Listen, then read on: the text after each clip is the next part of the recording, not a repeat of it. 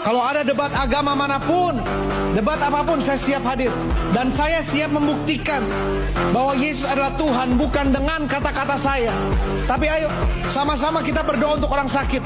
Kita lihat Allah yang benar menjawab dengan hati.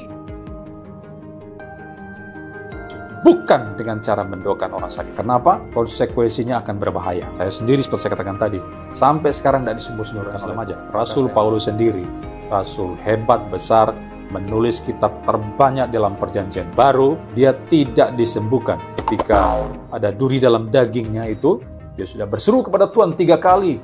Tapi Tuhan tidak menyembuhkan dia. Apakah dengan demikian? Dan saya sudah didoakan oleh banyak sekali pendeta di Indonesia. Bahkan itu pendeta-pendeta top di Indonesia. Lalu dengan tujuan apa? Ingin didoakan oleh Suset Hating supaya penyakit saya yang bertahun-tahun ini sudah bercokol di dalam tubuh saya ini sembuh. Tapi ketika saya datang ke KR Suset Hating, saya maju waktu altar call dan didoakan, ternyata saya tidak sembuh. Saya tidak sembuh. Saya pulang ke Palu dengan membawa sakit yang sama, di mana saya tidak bisa disembuhkan oleh Suset Hating. Berapapun nominal yang Roh Kudus taruh dalam hati saudara, yang ada di rekening saudara, saudara tuliskan. Dan saya akan mendoakan secara khusus setiap taburan benih saudara. Dan ini yang saya terima barusan. Saudara yang mau menabur ini, saudara transfer paling telat besok jam 2 siang. Ya ampun Bu, jangan begitu dong Bu, saya dengar Bu. Kenapa? Ibu tahu Ibu, dia pakai kerudung disuruh percaya dengan Yesus.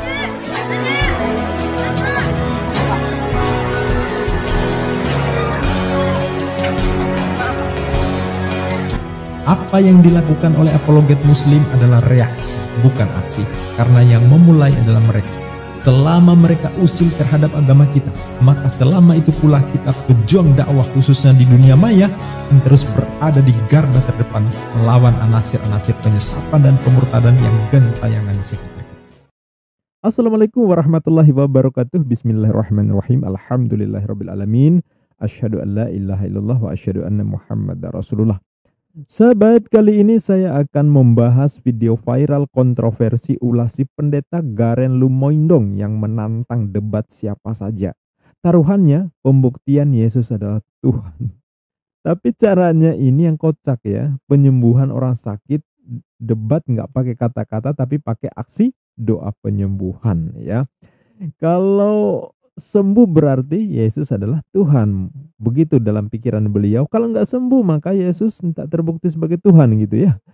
Kira-kira begitu maksud si pendeta Garen ini ya. Luar biasa tantangannya ya.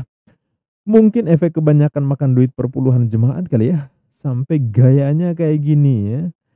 Debat ya adu argumentasi pastinya. Namanya debat memang adu argumentasi yang bertujuan untuk menyampaikan pendapat yang bertentangan ya. Kalau nggak pakai kata-kata apa iya namanya masih debat. Kacau juga otaknya si Garen ini menurut saya. Ya tapi kita maklumi lah ya. Bapak dan anak sepertinya satu server ya. Bulan lalu bapaknya yang viral, sekarang anaknya ya. Apalagi nggak jauh-jauh soal duit ya. Nggak jauh-jauh dari urusan duit ya. Bawa-bawa Roh Kudus untuk ngemis donasi. Jadinya dia di sidang akhirnya meletakkan jabatannya dari kependetaan. Nah, sekarang mari kita simak pernyataan si Garen Lumoindong.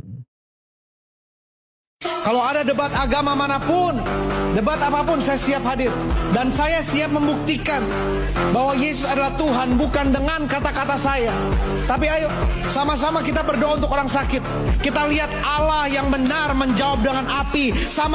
Seperti Nabi Elia mengalahkan nabi-nabi palsu. Saya percaya Tuhan saya juga sanggup membela umatnya dan meninggikan namanya. Berikan tepuk tangan yang meriah buat Tuhan. Bahkan sebelumnya si Garen ini juga udah bikin geger kalangan Kristiani, malah bikin marah kalangan mereka. Ini bisa kita lihat di berbagai channel apologet yang menyoal kelakuan si Garen ini. Salah satunya pendeta Muriwali Yanto Matalu atau biasa kita sebut pendeta MYM. Beliau nampak geram dengan cara si Garen ini karena membawa nama Roh Kudus untuk galang donasi. Jadi seolah-olah Roh Kudus ini yang merintahkan si Garen ini ngemis donasi kepada jemaat dengan cara-cara luar biasa, seperti biasa kita lihat di dunia sulap ya. Dan ini benar-benar terjadi, dan itu yang bikin geram si pendeta MYM. Coba kita simak. Lihat di Ishak, Tuhan memberkati. Saudara sudah menulis apa yang saudara mau Tuhan berkati. Saudara tuh mungkin pekerjaan, mungkin hutang kartu kredit atau cicilan atau apa, kontrakan, apapun itu yang saudara tulis. Nah, sekarang saya mau saudara menuliskan nominal yang saudara akan tabur di kertas itu. Saudara yang saudara tabur harus sesuai dengan yang Roh Kudus gerakan. Sekali lagi, harus sesuai dengan yang Roh Kudus gerakan. Harus sesuai dengan yang Roh Kudus gerakan. Salah satunya gimana? Misalnya saudara ngerasa, waduh, saya disuruh tabur 3 juta, besar banget, ini pasti suara setan. Enggak, setan tidak akan pernah suruh saudara untuk nabur untuk pelayanan. Kalau saudara ngerasa itu suara setan, saudara salah. Berapapun nominal yang Roh Kudus taruh dalam hati saudara, yang ada di rekening saudara, saudara tuliskan. Dan saya akan mendoakan secara khusus setiap taburan benih saudara. Dan ini yang saya terima barusan.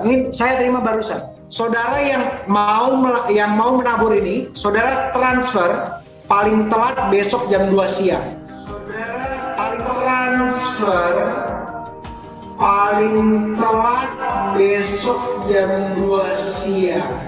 Sehingga bagi kami, terutama saya orang reform, ya, mengklaim dapat suara Tuhan itu ada bahaya tersendiri di dalamnya. Kalau pendeta bisa mengklaim dia dapat suara Tuhan, jemaat harusnya bisa, karena jemaat pun juga dihuni Roh Kudus, sama-sama punya Roh Kudus.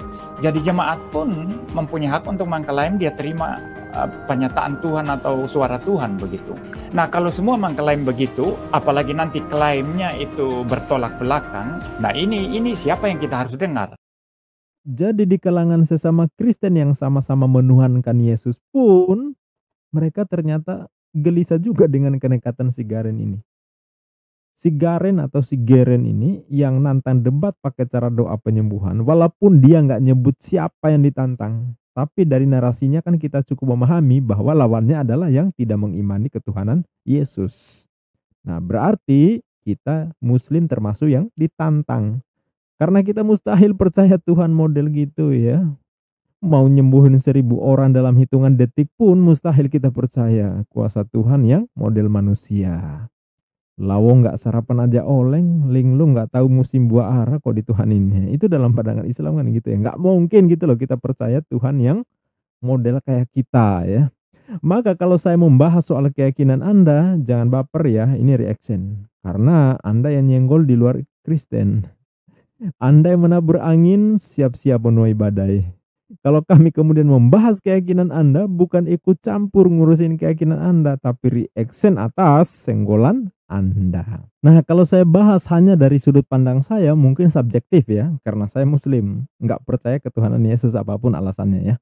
Maka di sini saya akan tayangkan tanggapan teolog Kristen ya, Pak Albert Rumampuk ya. Saya nggak tahu persis latar belakang beliau ya, entah dosen teologi atau apa. Yang jelas saya sering menemukan beliau berdebat dengan sesama pendeta Kristen yang berbeda denom tentu saja. Dan saya yakin beliau seorang akademisi. Dilihat dari apa yang dipaparkan, saya sangat yakin beliau seorang akademisi. Nah, sekarang mari kita simak bagaimana tanggapan Pak Albert Rumampuk. Kalau tantangan seperti itu, dia ingin menantang untuk mendoakan orang sakit. Ayo kita buktikan sama-sama. Kita doakan orang sakit. Siapa yang sembuh? Siapa yang akan dibela oleh Tuhan? Itu bisa membuktikan Yesus adalah Tuhan. Orang lain juga bisa melakukan itu. Agama lain juga bisa melakukan itu. Dukun-dukun juga bisa melakukan itu. Ada seorang ibu yang viral beberapa waktu yang lalu dari Kalimantan ya, dari suku tertentu di Kalimantan. Dia bisa menyembuhkan orang. Pada tangannya orang itu patah, diolesi pakai minyak. Bisa sembuh, lurus ulang. Bengkok tangannya, bisa sembuh, dan sebagainya. Bisa dilakukan. Dukun-dukun pun bisa melakukan itu. Lalu apakah ketika ada orang sakit kemudian didoakan oleh Muslim sembuh, apakah itu berarti Yesus bukan Tuhan lagi? Karena ternyata orang muslim bisa menyembuhkan orang sakit. Kalaupun Pastor Geren Lomoindong mau mendoakan orang sakit dan orang sakit itu disembuhkan secara real langsung pada saat itu belum tentu Yesus yang menyembuhkan. Itu belum tentu Yesus adalah Tuhan. Itu poin kedua ya. Poin yang kedua adalah orang lain bisa melakukan praktek kesembuhan. Bukan hanya pendeta-pendeta Kristen saja. Yang ketiga, jawaban yang ketiga adalah saya mau katakan bahwa Yesus itu Tuhan tidak ditentukan oleh kesembuhan seseorang. Seseorang sakit, dia disembuhkan, itu tidak membuktikan Yesus adalah Tuhan. Itu belum membuktikan Yesus adalah Tuhan. Karena orang-orang lain bisa lakukan itu kok. Seperti saya katakan tadi, dukun-dukun juga bisa melakukan itu.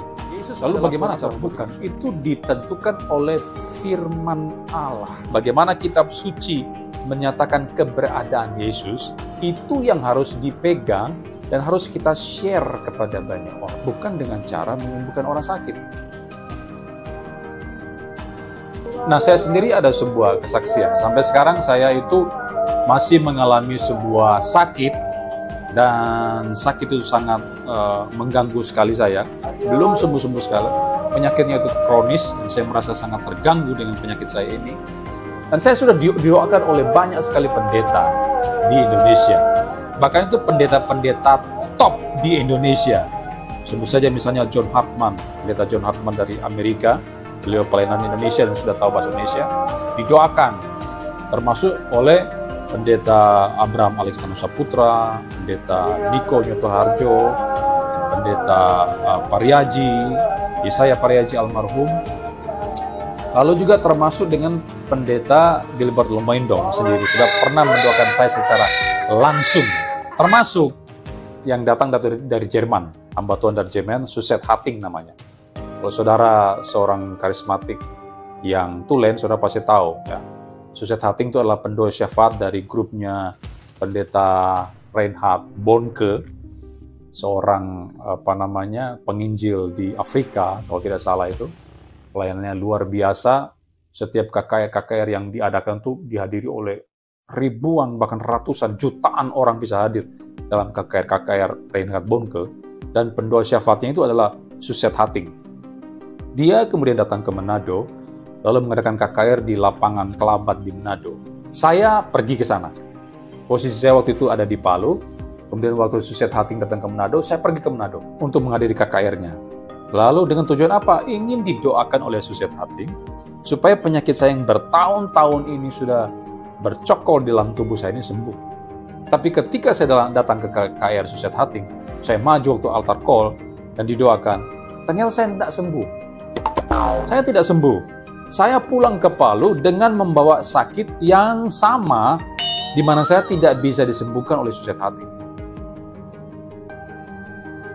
Bukan dengan cara mendoakan orang sakit. Kenapa? Konsekuensinya akan berbahaya. Saya sendiri seperti saya katakan tadi, sampai sekarang tidak disembuh-sembuhkan oleh Tuhan. Maka saya harus keluar dari gereja, keluar saja saya dari kekristenan, lalu saya jadi orang muslim aja, jadi orang Islam aja. Rasul Paulus sendiri, rasul hebat, besar, menulis kitab terbanyak dalam perjanjian baru, dia tidak disembuhkan. Ketika ada duri dalam dagingnya itu, dia sudah berseru kepada Tuhan 3 kali. Tapi Tuhan tidak menyembuhkan dia. Apakah dengan demikian Paulus kemudian mencabut kata-katanya dalam Titus 2 ayat 13 yang mengatakan, dengan menantikan penggenapan pengharapan kita yang penuh bahagia dan pernyataan kemuliaan Allah yang maha besar dan juru selamat kita, Yesus Kristus. Paulus menyatakan Yesus sebagai Allah yang maha besar dan juru selamat. Karena Paulus tidak disembuhkan oleh Tuhan Yesus Kristus. Lalu kemudian Paulus mengatakan, ya sudah, saya sudah menolak Yesus sebagai Tuhan. Tidak. Paulus tetap mempertahankan imannya itu sampai dia mati. Martir dia. Dia dipenggal. Menurut tradisi Rasul Paulus mati dipenggal di Roma. Ini sebuah peringatan bagi Pastor Geren dan siapapun juga, bahwa seseorang yang mendoakan orang lain pakai nama Yesus dan itu betul-betul terjadi, itu tidak membuktikan bahwa dia itu betul-betul menggunakan kuasa daripada Tuhan Yesus. Tidak membuktikan bahwa dia itu benar. Peringatan keras buat pendeta-pendeta yang terlalu menonjolkan aspek kesembuhan ilahi dibandingkan dengan penginjilan. Ya, mungkin saja Pastor Geren melakukan penginjilan, Yesus adalah Tuhan, Yesus sama sebagainya. Tapi dengan cara yang keliru menurut saya. Caranya apa? menyembuhkan orang lain atau membuktikan sesuatu. Itu cara yang keliru. Salah total menurut saya. Nah, saya satu pemikiran dengan beliau ini, Pak Albert Rumampuk ini, bahwa cara si Pastor Geren ini menantang debat nggak pakai kata-kata tapi mau membuktikan ketuhanan Yesus, kuasa Tuhan yang dia imani pakai atraksi doa penyembuhan, ini salah, bahkan berbahaya. Pak Albert sendiri mengatakan, ya, saya hanya mengutip ya. Kalau menurut saya, bisa-bisa orang kabur semua dari kekristenan kalau gini caranya. Dan kalau yang begini dijadikan standar pembuktian ketuhanan Yesus ya. Malah berbahaya ini. Dan menurut pandangan saya, memahamkan doktrin kekristenan pakai cara Geren ini makin tidak laku. Membuktikan bahwa si Geren makin merasa sulit mencari cara gimana meyakinkan orang di luar Kristen. Bahkan internal jemaat Kristen itu sendiri. Sampai Yesus dijadikan objek taruhan, kurang apa lagi coba upaya meyakinkan ya. Mungkin kalau pakai ayat Bible ya udah dianggap biasa, udah nggak menarik lah ya. Makanya pakai cara doa kesaktian. Kalau saya saranin ke si Geren ini, baiknya jangan tanggung-tanggung bro. Jangan berhenti di doa kesembuhan, tapi komplitkan dengan tanda yang menyertai orang percaya. Seperti yang tertulis sangat jelas di Markus pasal 16 ayat 16 sampai 18. Di situ kan cukup jelas. Tanda menyertai orang percaya. Satu, mengusir iblis dengan nama Yesus. Betul kan? Kedua, bisa berbahasa yang tidak dikenal. Ketiga, dipatok ular berbisa tetap aman ya. Nggak membahayakan ya. Terus minum racun maut tanpa takut mati. Bahaya karena bagi orang percaya nggak mempan racun maut ya, kata pendeta Risulu Lubis malah jadi vitamin. Terus yang kelima, tumpangin tangan di atas orang sakit maka sembuh ya. Biasanya Oten kalau ditantang begini mereka ngeles, oh jangan mencobai Tuhan Allahmu. Lah si Geren ini mencobai Tuhan apa enggak? Dan ngapain soal sembuh doang gitu loh. Padahal tanda yang menyertai Geren harusnya bukan cuma 1 tapi 5. Minimal minum racun dan main sama ular kobra, itu yang spektakuler menurut saya. Nanggung banget ya. Kalau perlu bareng bapaknya deh. Ajak Pak Pendeta Gilbert ya sekalian ya. Ajak duet maut ya. Uji kuasa Tuhan mainin ular kobra sambil ngopi sianida. Itu baru keren bro. Itu baru spektakuler ya. Lah mereka kalau sakit itu ke rumah sakit atau cukup tumpangin tangan? Yesus name sembuh.